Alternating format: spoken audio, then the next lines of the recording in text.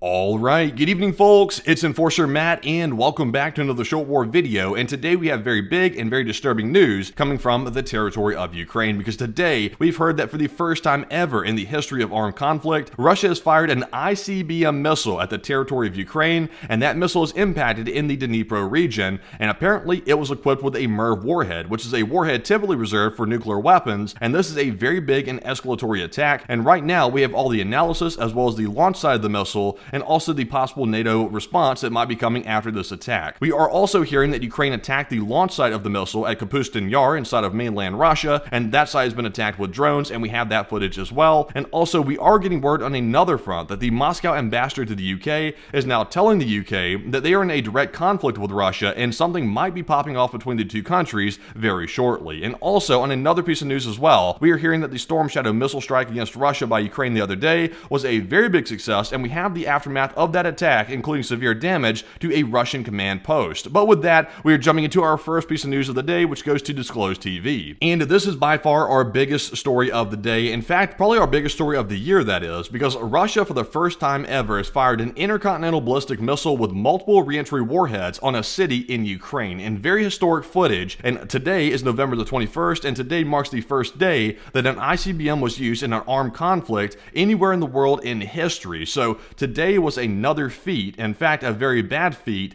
for Russia, and it once again indicates how far Russia is willing to take this fight to actually win the war in Ukraine, and they're getting very desperate to actually start using such a severe weapon as an ICBM on a neighboring country, which is Ukraine. This is insane to see. So let's take a look at the video and see this wild footage.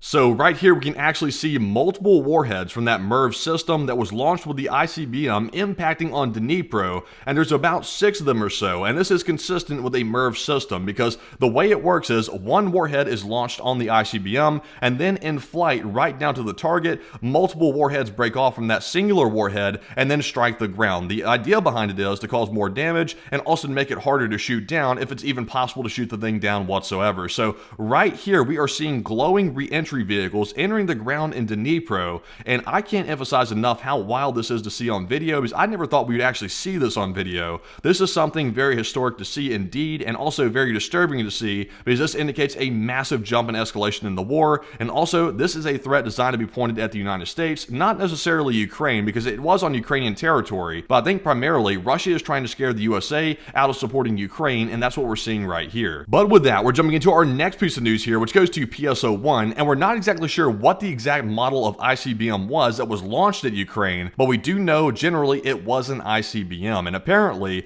many people were speculating it was an RS-26, and we had heard reports, unconfirmed reports, that that would be the missile that Russia was going to fire at Ukraine, and this was indeed connected with the embassy closures the other day. And also, well, once again, like I said, this warhead was equipped with MIRV technology, which is a very important distinction, because that is a nuclear weapons technology which is designed to be used on the nuclear weapons themselves. And also we are seeing here that apparently the missile must be shot down before it opens up with this MIRV technology, or otherwise it will not be able to be destroyed. So that is what we're seeing right here, and Ukraine was not able to shoot that down according to the reports. And also the video shows that it was not shot down either. It was allowed to open up and then hit the ground, because apparently Ukraine did not have the ability to shoot the ICBM down because it is a new weapons technology that Ukraine has not yet encountered in war. And in fact, nobody's encountered this in war, so nobody's really ready to shoot it down just yet. So with that, we're jumping into our next piece of news here, and this one's also going to go to PSO1. And just to show you here the multiple warheads actually in use, you can see right here in this photo there are about 6 reentry vehicles that you can see right here, about 6 or so, and you can see them falling from the sky. So that is indeed proof that the MIRV system was in operation with this ICBM,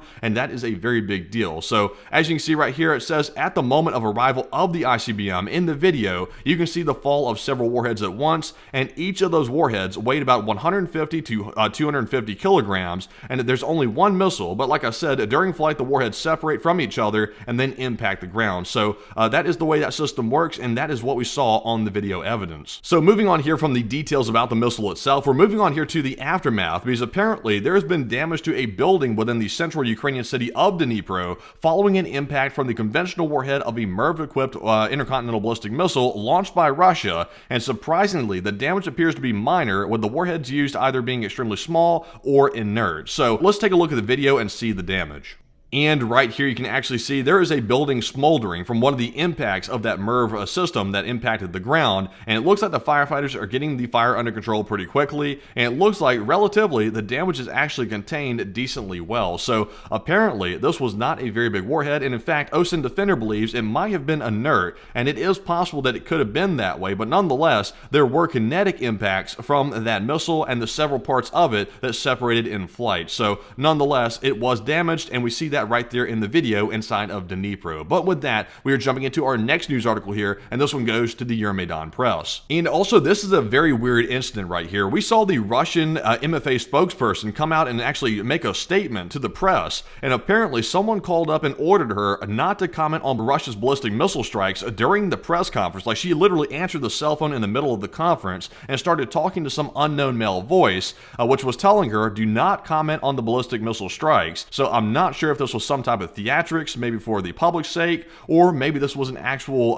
moment here. They were trying to tell the woman not to actually speak about this incident. That could be the case as well. Let's take a listen here to the video and see what this little weird incident actually consisted of. So she's talking right here at the press conference. Да. Алло. Да, у меня брифинг.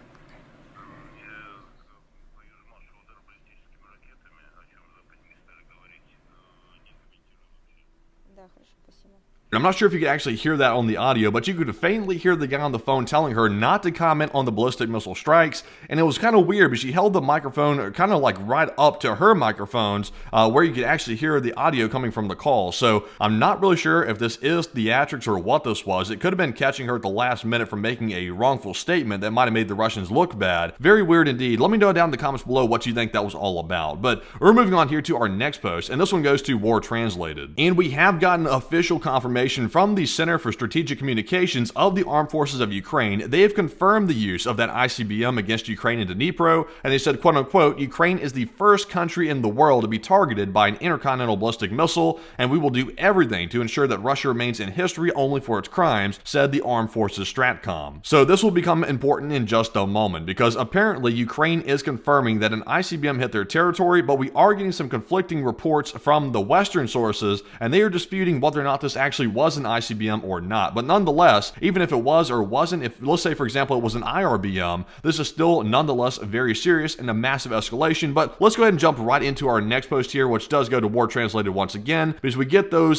sources from the Western officials telling us what they believe the missile was. So right here we can see that CBS, ABC News, and the BBC are citing anonymous Western officials and reporting that Russia did not strike Ukraine with an intercontinental ballistic missile, and instead the media outlets claim that it was a medium-range ballistic missile. However, under the Intermediate Range Nuclear Forces Treaty, Russia was obligated to eliminate all medium-range ballistic missiles under U.S. supervision, and the U.S. was required to do the same in return, and apparently the Russians violated the treaty, according to these anonymous sources. So, if you believe what they're saying here, apparently this was not an ICBM, but I have some doubts about that because Ukraine was tracking this very closely, and they are claiming it was indeed an ICBM missile, and this might be the West's way of sticking its head in the sand and not addressing this escalation by pretending that it was not an ICBM. That is the possibility that we're looking at here, but once again, we'll have to wait and see if they change their minds on that topic. But even though there is some disagreement right now between Ukrainian and Western sources as to exactly what the ballistic missile was, we are moving on here to a statement from France, because France is now reacting to the reports of the ICBM use over Ukraine, and France says, if confirmed, that would be an extremely serious and a continuation of escalation by Moscow, according to French officials, the AFP reports. So France is basically trying to say here that if they can confirm this was an ICBM inside of Ukraine, it looks like this will be an extremely serious escalation, but once again, France stops short of saying that they're going to take some type of action against Russia for using that weapon. So I'm waiting to see what the NATO response is going to be from this. I'm assuming that NATO probably is meeting right now in some capacity to discuss how they're going to respond to this, because surely NATO is not going to let this go unanswered, because this was a very big jump in escalation here by Russia, and something that we should not allow to go unanswered, in my opinion. But with that, we are jumping into our next post here, which goes to Intel Schizo. And we are learning in this post right here that apparently after the ICBM was launched, the Ukrainians launched a drone strike here on the 105th Assembly and Testing Building at the site located at Kapustin Yar, at the nuclear missile test site at the Kapustin Yar Cosmodrome. And the strike was in response to the Russian ICBM strike on Dnipro. And right here we do have a video showing the attack today. So let's take a look at what the Ukrainians did to the launch site where the ICBM came from. So right here is Kapustin Yar, and we can hear in the distance a drone coming in. And also some fire as well.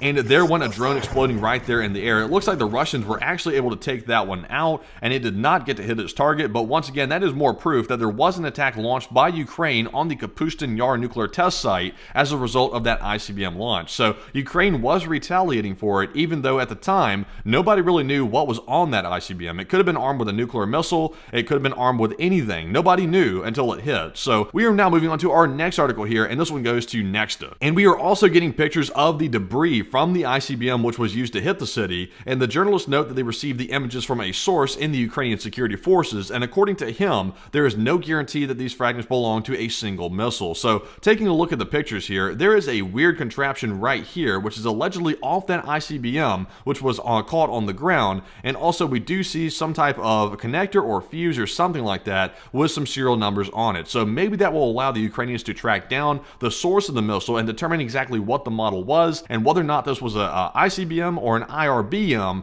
missile of some sort. But nonetheless, very, very serious. And moving on here to our next post, this one goes to Sky News. And we are going to switch gears just a little bit from our ICBM news that we've been covering here, which is a very big deal, biggest news of the year probably. We're moving on to this article, which goes to Sky News, because we are now hearing threats exchanged between Britain and also Moscow, because we're being told by Sky News that Britain is now allegedly directly involved in the Ukraine war after its Storm Shadow missiles were used to strike targets inside of Russia, according to Moscow's ambassador. And this is a developing situation because apparently Moscow's ambassador called up the British ambassador and told them that they are in a direct war with Russia right now and something is about to happen. So that is one of the most direct statements we've ever heard coming from Moscow toward a NATO member like this in Britain, and we're not really sure what this means because it sounds like pretty serious escalation in a diplomatic sense. So we're keeping an eye on that, but we're also moving into our next post here, and this one's going to go to next up, is we're getting some word from the former AFU Commander-in-Chief, Zaluzhny. So remember that Zaluzhny does have some insider knowledge here, and also he is now the current UK ambassador from Ukraine, between those two countries there. He's the ambassador between the two, and in Zaluzhny's opinion, he says that the Third World War has probably already begun, and he said, quote unquote, that I believe that in 2024 we can absolutely, definitely consider that the Third World War has begun because in 2024, Ukraine is no longer facing Russia, and in front of Ukraine are soldiers from North Korea. Iranian Shaheeds are also killing civilians in Ukraine quite openly without any shyness, and also Chinese shells are detonated in Ukraine and Chinese parts are used in Russian missiles. So this is a very bold statement by Zaluzhny to say that the Third World War has probably already begun, and honestly on that one I'm a little bit on the fence. It certainly does seem like several countries are getting involved in the Ukraine war, but to say the Third World War has already started, that might be quite a jump, but I'm not going to rule it out though, because with the ICBM being used today, that indicates that Russia is willing to go much further to make sure that they are not going to lose the war in Ukraine, which indicates some severe desperation. So I wouldn't rule it out, but let me know down in the comments below on this one what you think as well. But moving on here to our next article, this one's going to go to Samuel Romani. And Samuel is now reporting that apparently Hungary is now deploying air defense near Ukraine as it warns of Western escalation of the war with Russia. And Hungary, being Hungary, is telling the West that they're escalating the war while Russia is launching an ICBM at their neighboring country, which is Ukraine. So you tell me here which way Hungary leans. It sounds like they're leaning toward the Russian side because the West is not escalating anything.